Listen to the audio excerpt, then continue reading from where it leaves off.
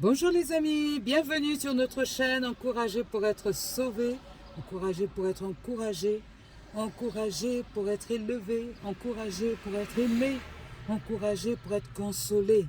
Oui, le monde a besoin d'être encouragé, le monde a besoin de se sentir soulagé, le monde a besoin de se sentir porté.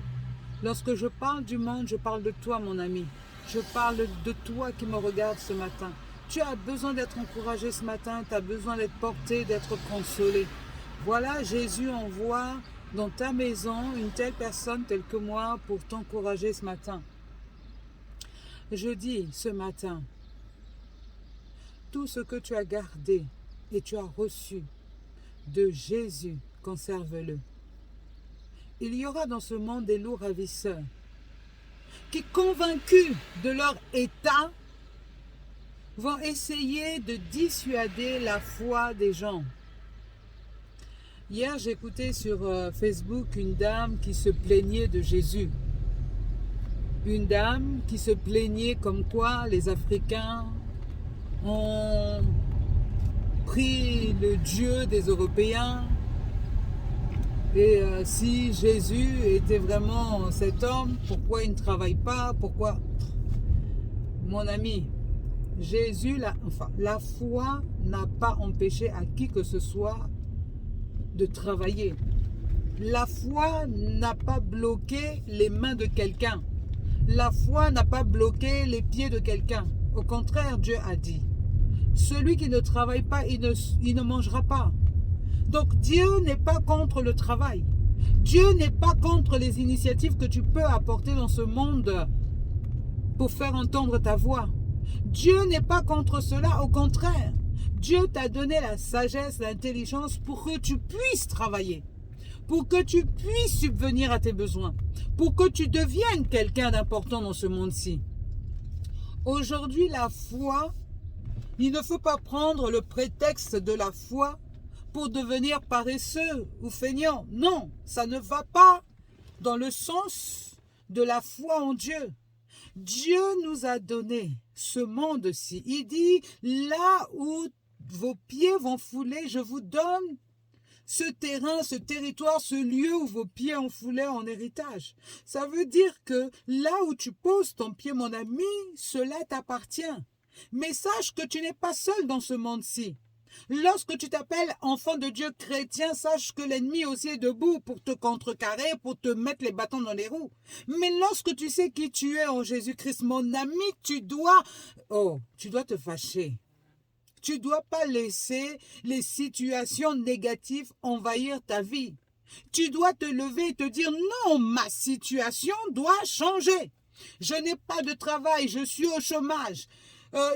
Partout où je frappe, c'est difficile. Mon ami, Dieu a mis en toi ce dont tu as besoin pour être peut-être un grand chef d'entreprise, peut-être pour être un grand enseignant dans une école, peut-être il t'a donné quelque chose. Tu sais, Dieu ne t'a pas envoyé sur la terre pour te promener.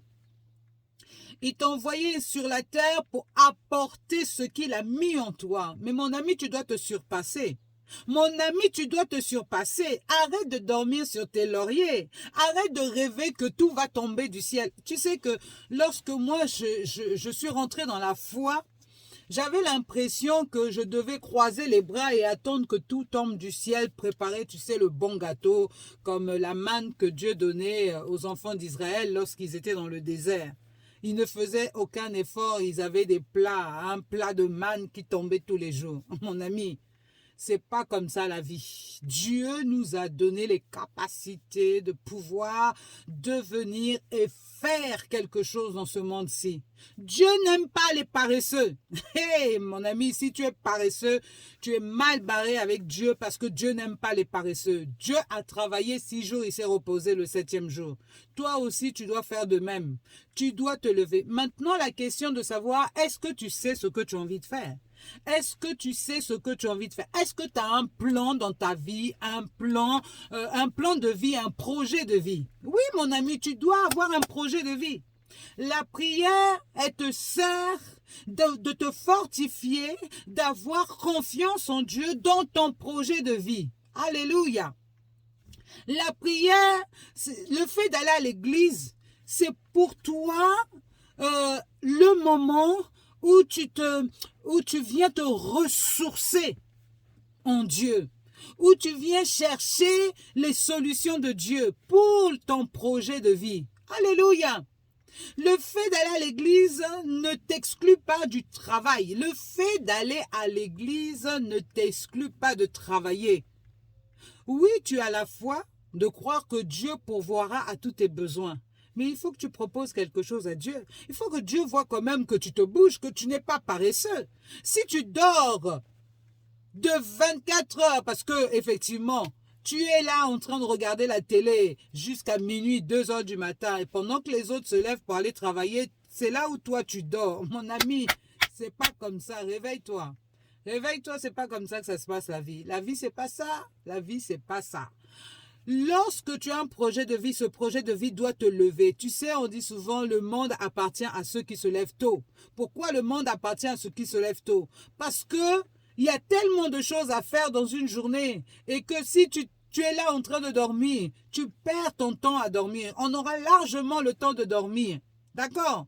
Hein? Lorsqu'on ne sera plus dans ce monde-ci, il y a un temps de repos que Dieu va nous donner. Et après, on reviendra sur la terre encore pour travailler et gouverner les territoires où Dieu va nous positionner. Mais tant que on n'a pas encore quitté cette terre, nous devons travailler. Et tu dois travailler, mon ami. Arrête la paresse.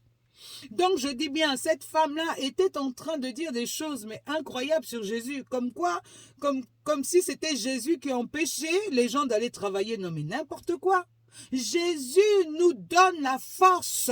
Jésus nous donne la niaque. Jésus nous encourage. Jésus nous porte dans nos projets. Jésus nous lève. Jésus nous guérit. Oui, mon ami. Tout ça, c'est ce que Jésus fait pour que nous puissions gouverner sur cette terre. Si toi, tu ne gouvernes pas, un autre gouvernera à ta place. Et lorsque l'autre viendra gouverner à ta place, il va imposer ses lois. Et ces lois seront peut-être des lois qui ne sont pas tes lois à toi, ton projet à toi, ta volonté à toi. Mais comme toi, tu ne veux pas te lever, alors tu vas subir, tu vas être esclave des gens qui gouvernent et qui sont méchants. Alléluia. Un enfant de Dieu doit se lever afin que sa voix porte, afin que sa vie compte dans ce monde-ci, afin d'apporter une pierre dans la grande édifice qui est ce monde-ci. Dieu ne nous a pas envoyés pour que nous subissons le poids des gens méchants. Dieu nous a envoyés sur cette terre pour que nous soyons des vaillants guerriers comme Gédéon. Vaillant guerrier, il s'ignorait, il ne savait pas qu'il était vaillant guerrier. Mon ami, aujourd'hui je dis, pour ta vie, tu es vaillant héros. Vaillant héros, lève-toi là où tu es positionné là. Commence à réfléchir à ta vie. Commence à réfléchir à ce que tu as envie de faire dans ta vie. Commence à avoir un projet de vie. Il n'est pas tard. Tu sais, il n'est pas tard. Hein?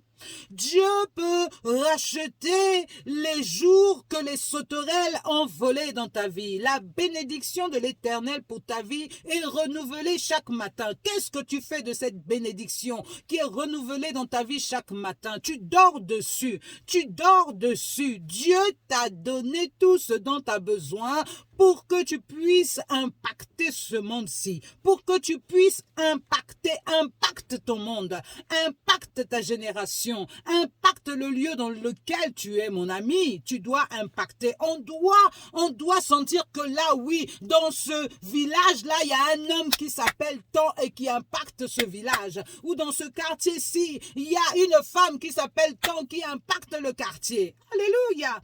Oui, nous avons besoin de la prière. Nous avons besoin de la prière pour cela. Parce que sans la prière qui nous connecte avec notre Père Céleste, nous allons avoir du mal à avancer. Mais lorsque nous sommes dans la prière, cela nous réveille, cela nous booste, cela nous donne la niaque pour avancer. Mon ami, tu dois impacter ton univers. Arrête de dormir, ô Dieu de gloire.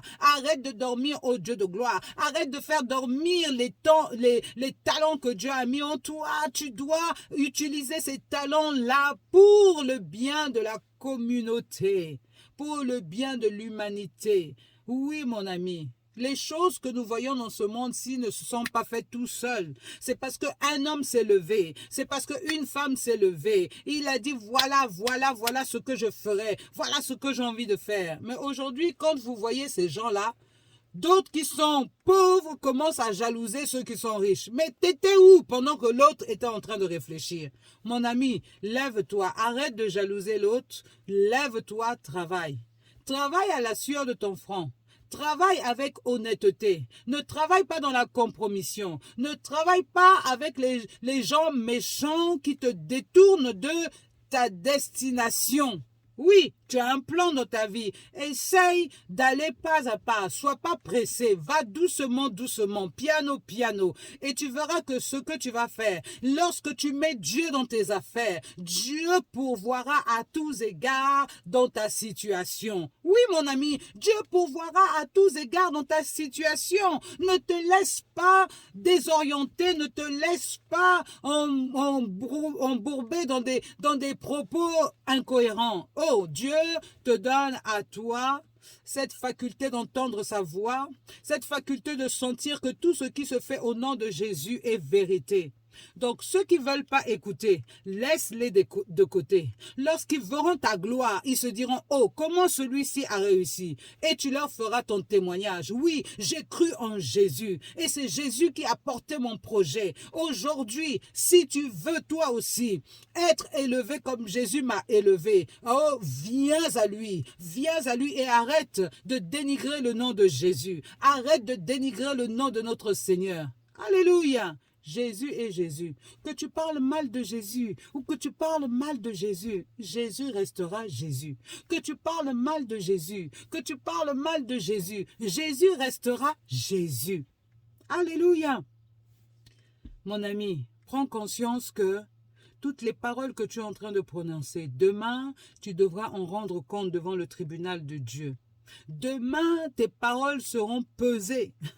Demain, tout ce que tu as dit aujourd'hui, tu as dénigré Jésus et tout ça. Si tu ne demandes pas pardon, mon ami, c'est grave pour toi. Demande pardon, réponds-toi et vraiment va de l'avant. Fais ton job. Fais ton job. Fais ton job. Si tu ne veux pas de Jésus, ferme ta bouche. Continue ton job. Fais ce que tu as à faire. Mais ne dis rien qui puisse un jour te faire rater la place que Jésus avait prévue pour toi parce que tu as trop parlé. Alléluia. Alléluia. Chacun a sa foi, chacun vit sa foi, chacun fait comme il veut. Oui, nous sommes libres de croire en Jésus. Nous sommes libres de vivre selon le modèle que Jésus nous a laissé. Nous sommes libres de faire la volonté de notre Jésus. Si toi, tu ne veux pas, c'est ton problème. C'est ton problème. Oui, c'est ton problème. Jean-Baptiste dans le désert, il criait. Et ceux qui avaient la foi venaient à lui pour se faire baptiser. Ainsi aujourd'hui, je crie, non pas dans le désert, mais je crie dans les villes, je crie dans les nations. Si tu ne veux pas de Jésus, sache que c'est ton problème, mais Jésus veut de toi. Donc, si tu entends sa voix aujourd'hui, n'endurcis pas ton cœur. Cours dans les bras de Jésus qui t'attend et qui t'accueillera et qui te pardonnera toutes tes offenses.